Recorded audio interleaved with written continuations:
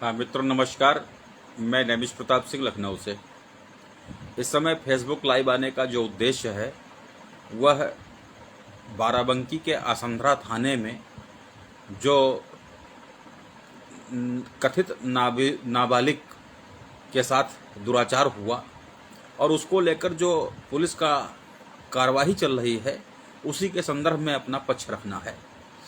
आज लगभग 8 बजे रात में जिस लड़के के साथ उस कथित नाबालिग बलात्कार पीड़िता का विवाह हुआ था, उसके घर फिर पुलिस आई और पुलिस ने कहा कि जो लोग सरवन बाकी रह गए हैं अभी वो थाने पर आ जाएं। अभी 22 तारीख को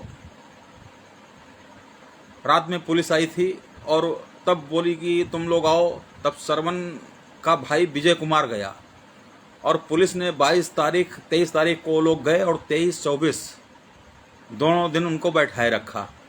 इसके पहले जिस लड़के से विवाह कराया गया था 10 साल 4 महीने का वो लड़का चंदन, उसको 18, 19, 20, 21 4 दिन पुलिस बैठाए रखी। यानी कि 4 दिन पुलिस ने चंदन को बैठाया। इसके बाद 22 छोड़ दीजिए, 23 और 24 को चंदन के भाई विजय कुमार को बैठाया थाने पर और विजय कुमार अभी भी थाने पर ही है। अभी पुलिस को इससे संतोष नहीं है। वह पुलिस रात में 23 तारीख की रात को फिर पहुंची थाने पर 8 बजे रात को और बोली कि जो सरवन नहीं पहुंचा है वो भी आ जाए। और 2 भाई इसके ऑलरेडी जो है वो इंदौर में रहते हैं। इसी तरह से चंद्रप्रकाश तिवारी जी के घर पुलिस पहुंची और उनके घर भी धमकी और आतंक का माहौल कायम करते हुए हाजिर होने का फैसला सुना दिया।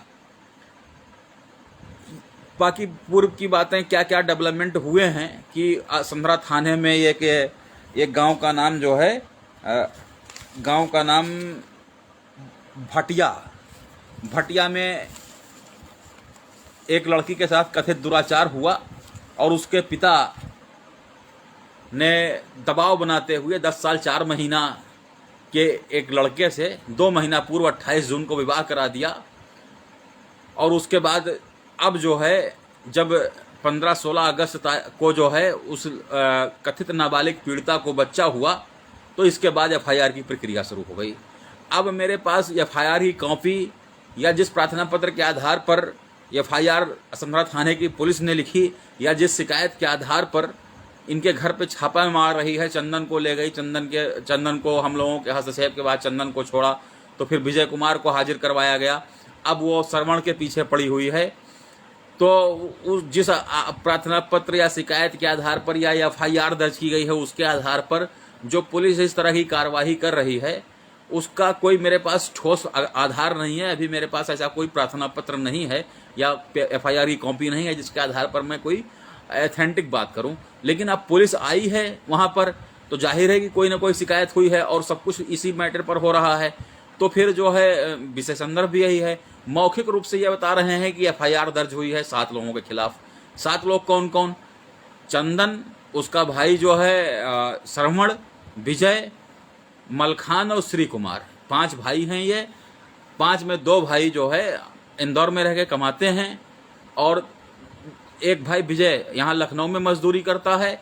सरवण घर पर रहता है और वो 10 साल 4 महीने का लड़का जिसके साथ विवाह कराया गया जबरन वो भी गांव में रहता है। तो और चंद्रप्रकाश तिवारी जी से मेरी अभी 2-3 मिनट की बात 3-4 दिन पहले हुई थी। फोन कट गया, इसके बाद फोन लगा नहीं। नेटवर्क की बड़ी प्रॉब्लम रहती है तो मैं उनकी उम्र अभी जान नहीं पाया हूँ। लेकिन जो दूसरे लोगों से उनकी आयु ज्ञात हुई है वह शायद 50 के आसपास है। जो पुलिस ने मौखिक रूप से बताया है उसके अनुसार कि पुलिस जो है ने जो मौखिक रूप से बताया है कि जो आरोप लड़की नाबालिग बलात्कार पीड़िता ने जो आरोप लगाया है उसके अनुसार उसके पिता ने जो आरोप लगाया है तहरीर लड़की की तरफ से नहीं आई है। तहरीर प्रार्थना पत्र एप्लीकेशन जो है उस कथित बलात्कार पीड़िता के पिता की ओर से आई है। तो उसके अनुसार पुलिस ने मौखिक रूप से जो बताया है कि उसमें उन्होंने आरोप लगाया है कि चंद्र प्रकाश तिवारी अपने घर पर बुलाकर इन पांचों भाइयों से उनकी बिटिया से 6 महीना से बंधक बना के बलात्कार करवा रहे थे। ये मौखिक ही सब कुछ है, पुलिस ने जो मौखिक बताया है। तो उसके बाद जो है, अब आप बड़ा सोचने वाला विषय है कि इस आरोप में कितनी सच्चाई है। और उसके ऊपर हमला हुआ है जुलाई में गर्भ गिराने के लिए, और उसमें उनकी माता को भी मुलजिम बना दिया गया है। यह और आसंद्रा थाने की पुलिस उसी प्रार्थना पत्र और शिकायत के आधार पर यह छापेमारी की कार्रवाई कर रही है। अब अगर मुझसे कोई पूछा जाए तो बाराबंकी पुलिस पागल हो चुकी है, पागल हो चुकी है, पागल हो चुकी है। उसको ना तो कानून की जानकारी तो जरूर होगी, क्योंकि जो प्रार्थना पत्र कथित बलात्कार पीड़िता से गया है वो पुलिस अधीक्षक को संबोधित गया है। तो पुलिस अधीक्षक यूपीएससी के थ्रू आईपीएस क्वालिफाई किए होंगे, तो हम उनकी योग्यता पर तो सवाल उठा नहीं सकते हैं। लेकिन मनमानीपन हो चुका है, और विवेक पर मनमानीपन जो है भारी पड़ रहा है। इसके पीछे कुछ कारण है। आप बताओ ईमानदारी से, मैं किसी का पक्ष नहीं ले रहा हूं, लेकिन जो तथ्य सामने हैं उन पर अगर बात कर ली जाए तो आप बताइए कि पुलिस अभी 18 तारीख को 18, 19, 20 और 21 4 दिन तक इस पूरे कथित दुराचार का मुख्य आरोपी चंदन को मान रही थी, जिससे उसका विवाह हुआ। जब हम लोगों ने यह सवाल उठाया कि 10 साल 4 महीना आज आयु है, 2 महीना पहले जब विवाह हुआ 10 साल 2 महीना था, उसमें 7 और घटा दो तो 9 साल 7 महीने का कोई लड़का क्या बच्चा पैदा कर सकता है? जब यही सवाल क्षेत्राधिकारी राम सनेही घाट से पूछा गया, यही सवाल पुलिस अधीक्षक बाराबंकी से पूछा गया, इसका कोई जवाब उन लोगों के पास नहीं है। मैं भी इसका जवाब नहीं दे सकता हूँ। ये तो मेडिकल जो इस फील्ड के डॉक्टर्स हैं वो बताऊँ मैं। लेकिन अगर उसको मानते हैं बलात्कारी, तो फिर आप बता दो कि जब बलात्कारी मानते हैं तो यह घटना की जानकारी उनको कब हुई? शादी के जाहिर है कि 28 जून को विवाह कराया गया है, उसके पहले हुई। तो विवाह कराने की क्या जरूरत थी? थाने में जाकर प्रथम सूचना रिपोर्ट दर्ज करवाने के लिए प्रार्थना पत्र क्यों नहीं दिया?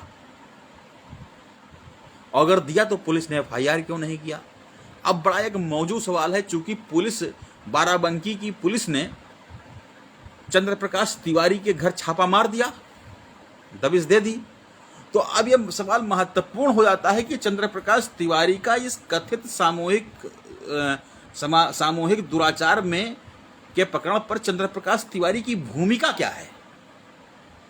क्या एक व्यक्ति जिसकी आयु 50 वर्ष के आसपास हो, वह अपने घर पर 6 महीने लगातार बंधक बनाकर किसी लड़की का बलात्कार उस गांव के 5 लोगों से करवाएगा, और 5 सगे भाइयों से? यह बात पुलिस को बतानी पड़ेगी।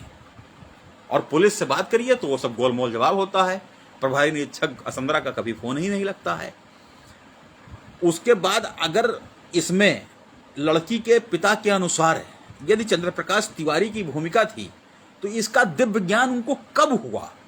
जब अभी 1 हफ्ता पहले जब उनकी बिटिया को बच्चा पैदा हो गया तब दिव्य ज्ञान हुआ, या विवाह के पहले था, या उससे पहले था? अगर विवाह के पहले था और चंद्र प्रकाश तिवारी इस मामले में इन्वॉल्व थे उनकी बिटिया के साथ बलात्कार में, और 4 अन्य भाई थे, तो हो सकता है वो बच्चा 4 किसी अन्य भाइयों का हो, या तिवारी जी का हो सकता है। तो फिर यह शादी एक नाबालिग के साथ क्यों कराया लड़की के पिता ने? यह बहुत गंभीर सवाल है। और चंद्र प्रकाश तिवारी के खिलाफ इन्होंने एफआईआर क्यों नहीं दर्ज कराई? और अगर इन्होंने थाने पर एप्लीकेशन दिया तो आसंद्रा थाने की पुलिस जो इसमें बहुत स्मार्ट बन रही है, उसने एफआईआर क्यों नहीं दर्ज किया? अगर आज ये पुलिस कप्तान के पास लड़की के पिता जा सकते हैं तो उस समय क्यों नहीं गए 2 महीना पहले? यानी आपकी जब इच्छा हो तब आप विवाह करा दो, जब इच्छा हो तब आप उसे दुराचार का आरोपी बना दो। कानून आपकी मुट्ठी में है, आप जज हो, आप सब कुछ हो।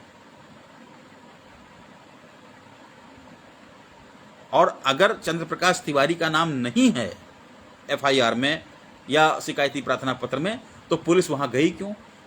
अब कोई भी लड़की या उसके पिता किसी के ऊपर अगर आरोप लगाते हैं, मैं नहीं कहता हूं कि उन्होंने आरोप लगाना गलत है, उनका आरोप लगाएं वो, लेकिन क्या यह पुलिस की जिम्मेदारी नहीं है कि फैक्ट चेक किया जाए, तथ्यों का थोड़ा सा विश्लेषित कर दिया जाए?